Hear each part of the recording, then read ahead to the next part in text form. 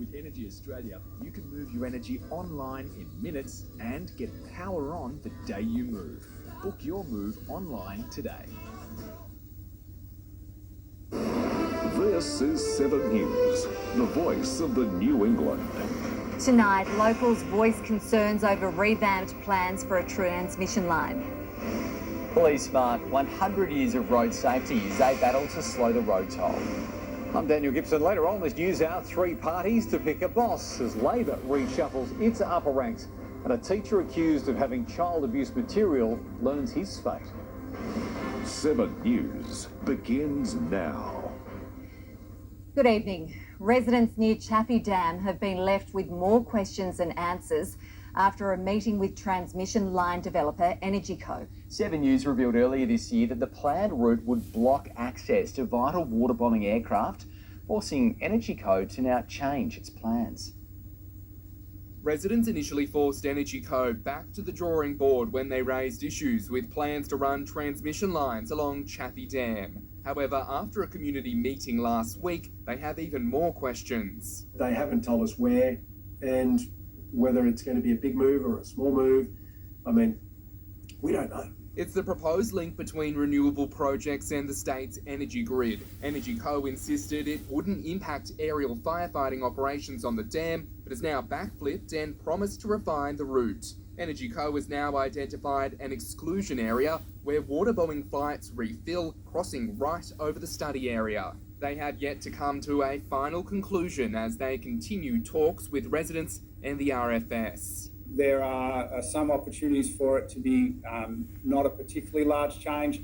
Other options that we've looked at are much broader. So we're trying to understand what will be the best outcome for the route overall and for the community as well. Valley Alliance has raised concerns the changes could force the route onto more private land. It'll depend exactly on where we end up. There is that possibility, but we're looking to just make sure we try and understand where that might be, would there be more public land, what that change might be. With no dates when the analysis will be complete or where the refinements will land, Valley Alliance still have concerns about the way they're being consulted. But Valley Alliance say this could all be avoided by undergrounding the lines or moving the route onto more public land. They were dragged kicking and screaming to the table on this one, and to get an admission that they had put the line in the wrong place was only due to the fact that it was picked up by the press. James Carter, 7 News. New South Wales Police are marking a huge milestone in the fight to bring down deaths on our roads. But advocates are questioning what more can be done to bring down a deadly road toll that continues to rise. 100 years of involvement in road safety by New South Wales Police. The cop cars, roads and technology have changed, enforcing rules more efficiently. But what they're cracking down on is still the same. The Commonwealth states and territories have agreed that we're going to reduce the number of people killed by 50% and 30% serious injuries by 2030. We're now so far away from that, we've got to redouble our efforts. The advancements have been significant over the years. In 1975, there were 1,288 fatal crashes. 2015, that came down to 326. But there's already been 134 fatal crashes this year, not even halfway through. And it's been slightly rising since the COVID pandemic. People are becoming more selfish on the roads and highways, and we've got to change that. And the majority of them happen in country areas. We need to work with government and with people to make sure that the road toll over time comes down. Advocates say enforcement is just one part of the puzzle. Better roads, particularly in the bush, are crucial for road safety. We think there's a large backlog in infrastructure, so over $3 billion is required, we think, to get the New South Wales roads up to standard.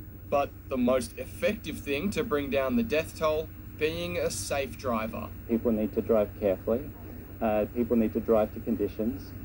People need not to casual speed. So if the speed limit is 60, it's very important to do 60. And Rex, police are cracking down on motorists driving under the influence.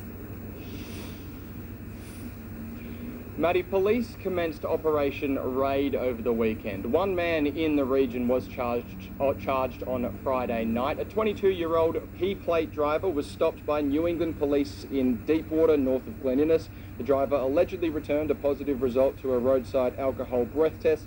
Further testing returned a reading of 0.128. He also allegedly tested positive to cannabis and methamphetamine. The man's licence was suspended and he'll appear in Glen Innes Court on Monday, July 15th. Thanks, Rex. Rex Quayle reporting there for us tonight. Bats are moving inland, making a new home in our parks and trees. Now, there are a few reasons driving them here, but sadly, they may not have a home to go back to if development continues. You might be seeing them everywhere right now, or you're definitely hearing them. Flying foxes and microbats are hitting the region, flying over from the coast to find water and food. Rain over that way, taking their food sources away, so they head inland.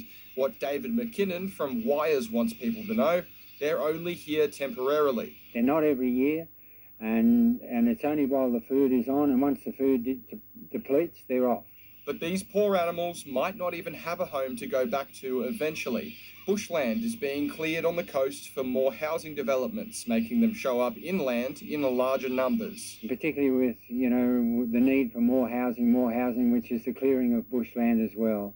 And that actually forces them to come to Tamworth, where we're not quite got to that point yet, but we're heading that way. You should keep your distance from these flying furry friends. If you do happen to find one, call a professional and let them handle it for you. The only people who should be handling these animals are vaccinated people who are vaccinated for rabies. That includes Wires. They're trained and jabbed to make sure they don't get lysovirus, a very rare but fatal disease that less than 1% of bats carry and pass to humans. It scratches or bites, it's saliva. Basically, it's from saliva only, not from the urine or faeces or stuff like, those sort of things. It's actually the saliva.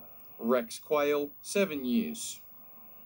High school students had the opportunity to spend a day on the rails in Gunnedah today.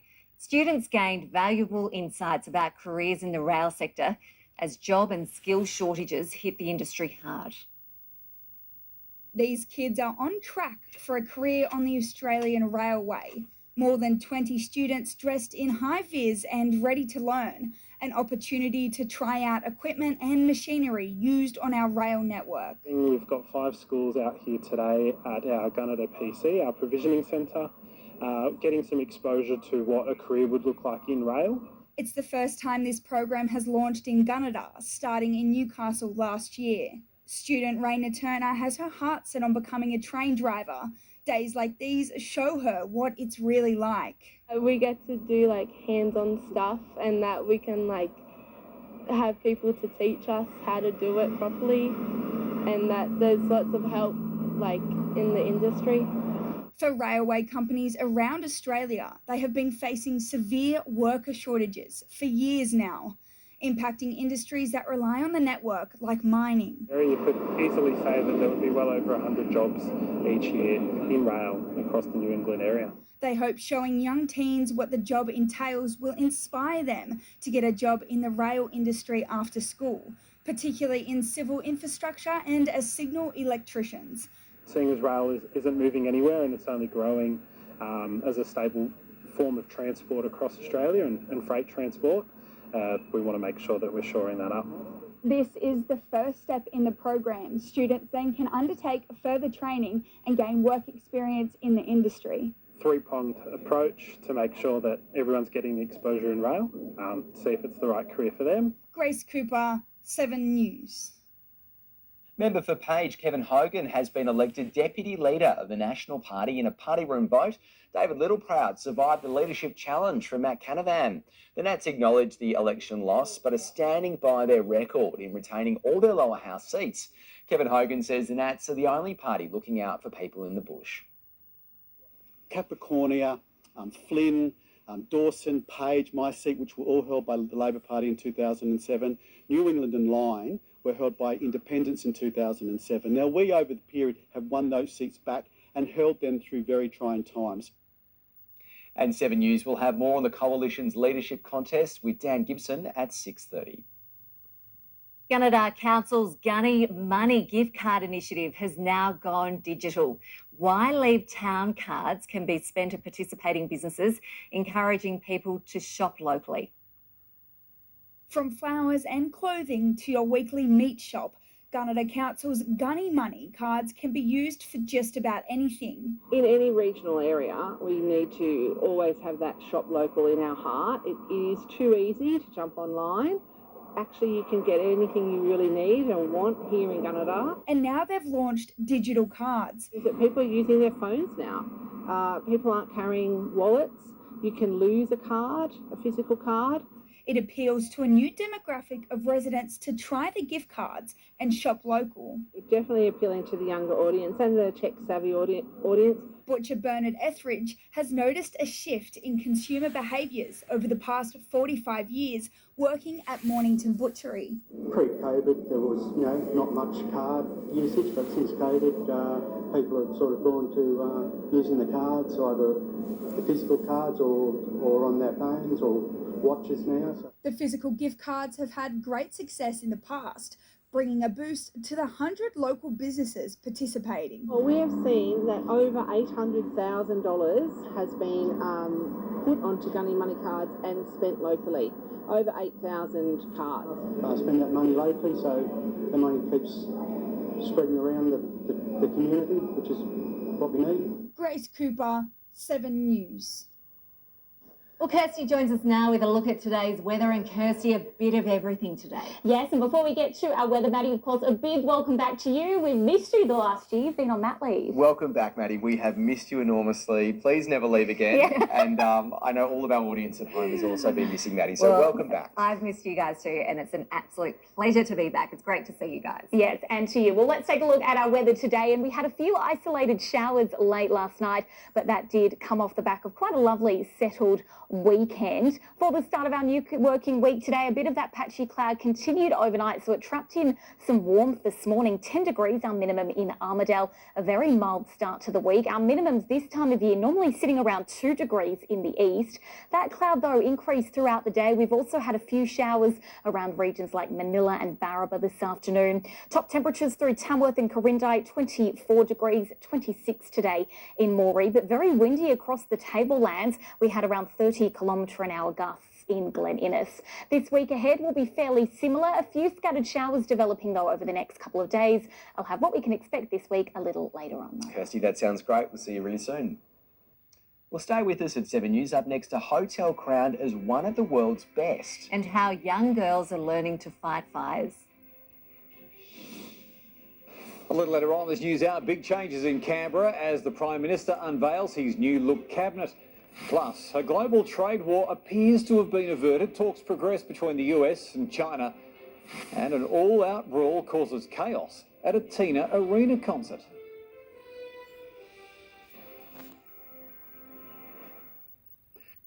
A Tamworth hotel has taken out a top gong against more than 7,000 others around the world. CH Boutique Hotel was awarded the International Best of Choice Award at an event in Las Vegas earlier this month. The prize was judged on guest ratings, including how likely they are to recommend the accommodation after they stay. Now, the hotel is hoping the award will help put Tamworth on the map as a leader in hospitality. Very excited, and it's just a testament to our staff and the dedication and the hard work that they put in, but also to Tamworth as a destination. We're continuing to see Tamworth grow in the event and the conferencing space. It is a very prestigious award, the 74-room hotel beating 7,500 properties across 46 countries. Judges said that it stood out due to its central location and focus on comfort for business and guests. Girls interested in a career in emergency services were given some hands-on experience in Tamworth today. The Girls on Fire program saw firefighters demonstrate their rescue skills before handing over their safety gear to school students to have a go themselves. Working better together to battle low visibility and heavy equipment, the girls saved 2 hidden patients. From the SES to fire and rescue, the camp aims to build confidence in young women to consider a career in our emergency services. Confidence carries you in everything, and the confidence gained even just on this one-day program in holding the hose, holding rescue equipment, doing things that they didn't think was achievable for them, that confidence is transferable into anything else that they might do. The program will head to Armidale tomorrow, teaching students the importance of building skills to help them stay safe in emergencies. Stay with us at 7 News. Up next in sport, the first regional Magic Round wraps up, and there were some surprising results. And the Blues add a few more tries on the board in an impressive win over the weekend. The regional Magic Round delivered an unforgettable, action-packed weekend of footy. It was the first time the event was ever held, and it certainly did not disappoint. 11 games were played, including the New South Wales Cup and Group 4. Tamworth local Logan Spinks showing everyone what the region can do when it comes to footy, scoring a try in the 75th minute of the Bulldogs' 41-28 victory over Parramatta. Armidale has continued its perfect start to the 2025 New England Rugby Union season. The Blues took on the Magpies at home, coming away with an impressive win. Armidale went into their game against Tamworth sitting in second on the ladder. The Blues had 2 wins from 2 games, their last match coming against Rob College 2 weeks ago. They had to shake off the rust, but after the 18th minute, scoring started to flow. 2 more tries followed for the Blues. It was a first half to forget for the Magpies, who didn't score a try. Credit the Blues. They were probably the better team on the day. Just need to clean up our bit of discipline. But we played well in patches when we started getting into our pattern. Magpies surged in the second half, scoring tries in the 44th, 46th and 80th minutes. But the Blues were able to put 2 more tries on the board, sealing the game for the Blues 33-24. There were a couple of things that made the difference for the Armidale-based club. Look, in the end, it'll be fitness, bit of one-on-one excellence, 10 out of blind every game, isolating to the centre there, and then just a bit of compassion and heart. You know, you can't coach ticker. You can coach some skills, but that's about it, really. The undefeated Blues play the Barbars on May 24. It was a big stepping stone for us. They taught us a lot. Yeah, it's a lot to take into next week and to the trainings back, but I said full credit to Tamworth. They came down and really put it on us. Can't see them into the rest of the season. Hugh Pearson, 7 News. Walker has continued its impressive start to the 2025 season. The Rams defeated Albies 34-7 and sit atop the ladder undefeated. In Central North, the Moree Bulls also continued their undefeated run, beating the Pirates 32-10. Inverell were hoping to secure their first win for the season when they played Corindai at home, but the Highlanders fell just short to the Lions, losing 31-35. Tamworth FC's first grade women's had a successful outing in its first ever regional Super League match. Tamworth facing Port United FC, winning 3-2.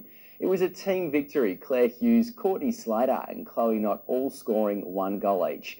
Tamworth will play away against Coff City United FC on the 7th of June for the second round of the Regional Super League. The Tamworth Swans started their 2025 AFL Northwest campaign with a win against the New England Nomads. The game started as a close contest. Both sides were only separated by 8 points at quarter time. After that, the Swans started to pull away, leading by 43 at halftime. Lachlan Bennett's had a day to remember, kicking 6 goals in total. Not bad.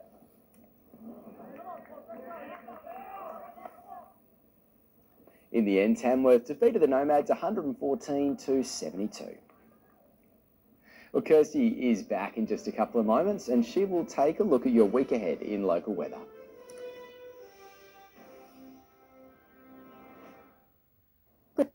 Good evening, everyone. Another lovely settled week on the forecast across the state with a ridge of high pressure extending across New South Wales with cool mornings, mostly sunny days, but also contributing to some above average temperatures. This system is also causing onshore winds, though, that wet weather pushing along the coast and to the adjacent inland areas, including parts of the northwest. A cold front will also cross midweek with some temperatures dipping overnight. We could even see early morning frost.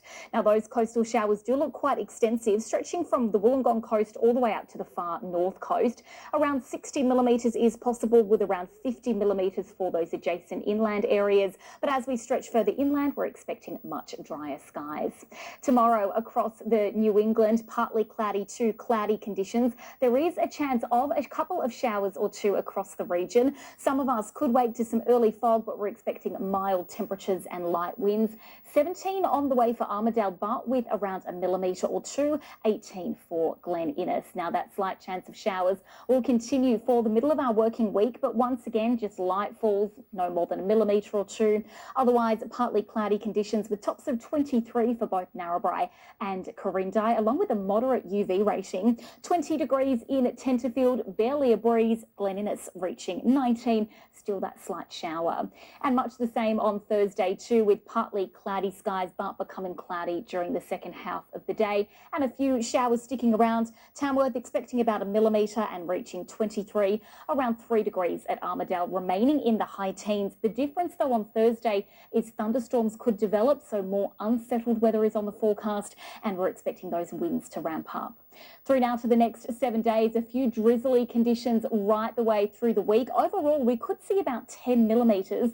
Nice to see a little bit of sunshine interspersed in between, but we're starting to see the decline in those temperatures from 23 degrees tomorrow back to 19 by the weekend. Well, Kirstie, we are almost ready to welcome winter. Yes, it certainly hasn't felt wintry at all, but we're getting a bit closer. Getting a bit closer. Getting there. Yeah. Thanks, Kirstie. And that's your local news for tonight. Thanks for watching. Stay with us at 7. Up next, Dan has all your latest national news. Have a great night. We are back tomorrow. We'll see you at 6.